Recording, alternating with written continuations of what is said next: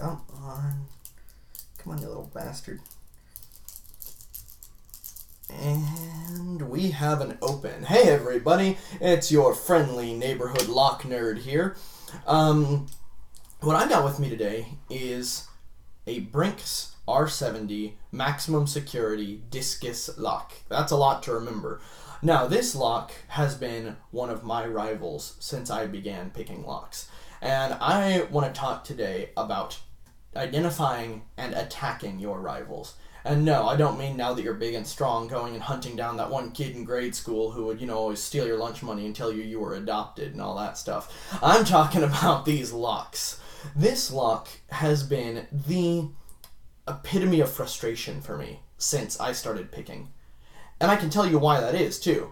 It's because I was doing it wrong. Not just the basic picking technique, but because I had the wrong tool for the wrong job. Let me show you what I mean. Let me get the wrong tool. This is my favorite tension tool. It's by Sparrows. You can see it's one of the thinner profile ones rather than kind of the flatter pry bar design. This is why this tool is the wrong tool for the job, and I will show you that. I'm not going to lock this back up again because I'm still scared I won't get it back open. But if you try to put it into the keyway to tension this lock, let me see if I can even get it to do that, you will find that it actually gets snagged on the warding. See how I actually got it to turn even though the keyway is, it's already open. And look, it's stuck in there. That shouldn't happen, guys. This is not how locks, hypnosis. This is not how these locks should work. You should not get your tension tool stuck on the warding in your lock like that. If you feel that, then you're using the wrong tension tool. But I love this tension tool, and that's the problem, is it's my favorite, and I wanted to keep using it, and I was never going to get this thing open. You're not tensioning your core. You're just getting this thing stuck. The first time I felt it, I was like, oh, false set. I finally felt, oh no, it's just stuck on the warding. And yeah, that's not how this is supposed to work. You need a tension tool that can move freely if you take it out. That's not stuck, but that also can actually tension your core. Getting snagged on the warding is not going to tension your core. So yeah, this needs, you need a different tension tool, and you need to, even if you have a favorite, and that's fine, you also need to know that there are favorite tools for different jobs. On its side, this kind of reminds me of like a Pac-Man, just kind of waka. Oh my god, my hand. Anyway, see, this lock is great. It's super fun. It went from being my rival to being my new best friend. I'm so alone. And the girlfriend over here cries. Hi. Anyway, so speaking of my girlfriend back there who just got dissed for a Brinks lock, she lent me a great tool. This is a Sine Quint by Peterson. It's called a Quint because it's got 5 little peaks, whereas a Bogota would only have 3. It's called a sine because it's more of a ripple, a sine wave design than the cycloid, which is more of what a Bogota is, where it's nice and jagged and pointy with those really defined crests and troughs. This has definitely more of a sine design to it, as they say. It's nice and slopey and rounded. Slides in and out of there like butter through butter. It's absolutely fantastic. That's how I like my butter. And the tool that you need for the job to get this thing open is a Peterson pry bar. Well, not necessarily Peterson. I'm not advocating the specific brand. I'm just saying you need a flat tension tool that can go in either top or bottom of the keyway. This is designed for top of the keyway, but since the keyway's upside down, we can still call this the top. And yeah, see, you can stick it right in there, and obviously this is all jacked up right now because of the lock being already open, but you put it in there, and you can still thumb it, and you can get that lock moving. And it's not caught on the warding. So yeah, that's the trick to getting it open, is knowing the right tool for the right job. Speaking of tricks, though, I want to show you another trick, guys. This is a good one to know. It's about YouTubers robbing you of your confidence by way of lockpicking. And they say lockpicks never steal anything. So the idea here is that there are some YouTubers who just want to show off how badass they are. They want to show them breaking into every maximum security lock in 3 seconds or less, or some crap like that. I don't know. Anyway, the point being, they have tricks to make this look easier than it is, and it's demoralizing. When you're a new lockpicker, I picked this up my first weekend of lockpicking, and I just couldn't do it. And I saw these YouTubers, oh, this is so easy to pick, this is nothing, this is a joke. and maybe they had ones with better bitting, I don't know, but there's a trick to doing it too. Now, really quick, to clarify, there are plenty of YouTubers who can pick this fast, and they can do it very legitimately. Bosnian Bill, Lockpicking Lawyer, those guys, great channels, lots of integrity, lots of skill. They can pick this thing fast because they have, they have the practice. They've put in the work. Some, guy, random YouTuber, I don't know, I just... Let me show you the trick and let you make your own assumptions, okay? So what you do for this trick, let me close this up real quick, very carefully. So the lock is nice and thoroughly closed now. You can't get it open. Oh, it is thoroughly closed. Here's the thing. It's not, guys. It's not at all.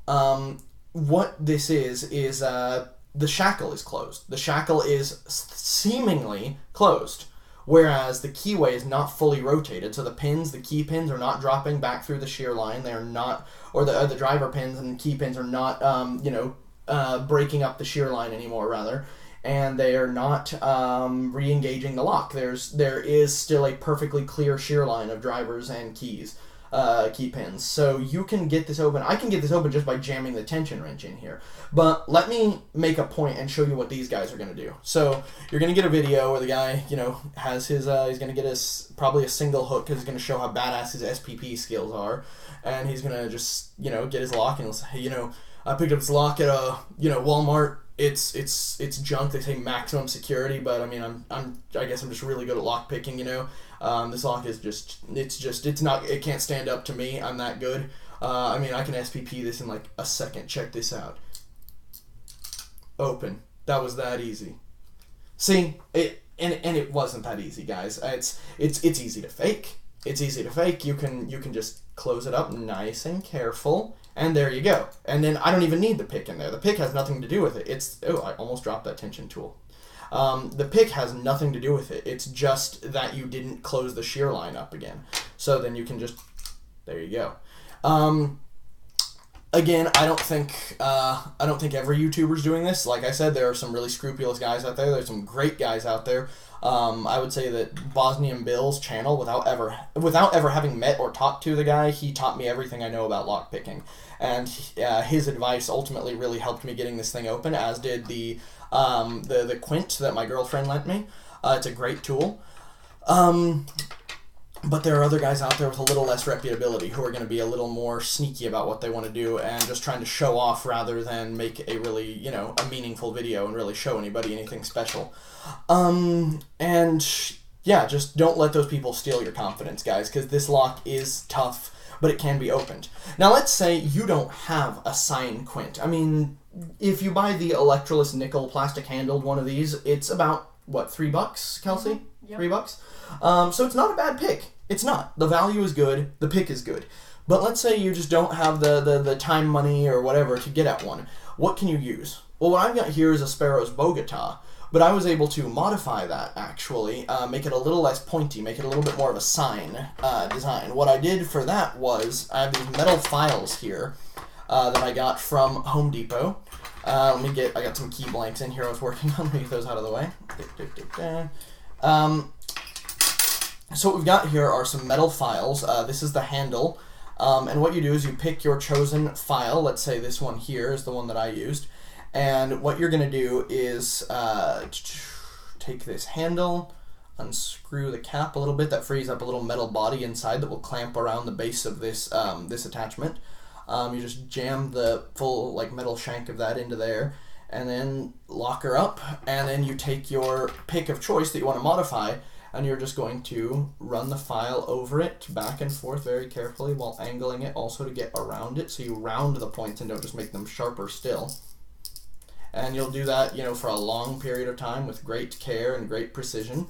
I did neither of those things. And you will eventually make a more sign pick than a cycloid, if you want to use those specific terms. That's got me into that Brinks lock pretty consistently nowadays. Not as fast as the quint, but it has gotten me in there pretty effectively. So yeah, if you don't have the tools, if you find something that works for you and you don't have the ability to keep that thing or it doesn't belong to you, you can find a way to make what you have work for you. This was about $10 at Home Depot. This Husky, did you say it was, Kelsey, was the brand? Yes. Husky, thank you. So it's Husky brand. They make good stuff. I think it's actually guaranteed for like I don't know, a pretty long time. Don't they have some sort of guarantee on these things? Yeah, I thought it was something like it's guaranteed for life. If you walk into any store that sells that product and you have a broken one, they'll switch it out for you or something. That's what I've heard. Yeah, so at least word of mouth is these are guaranteed at any dealer of Husky products that they'll replace those files if they're damaged. But I don't know if that's true. That's what we've heard. Anyway, you can make it work for you. You can you can make a pick that works for you if you don't have the resources to acquire that exact same one. I mean, I don't have a quint yet of my own. I'd really like one, but in the meantime, I made my own. I made my own with that.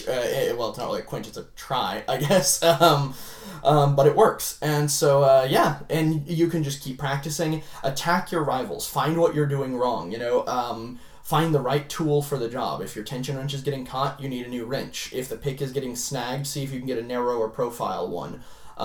Work on practicing different tension. Work on raking, the motion of raking back and forth, if that's what you're doing. On SPP, trying to really focus on your individual pin feedback. And if you can get all that done, then maybe one day you can be as good as me. I'm messing with you guys.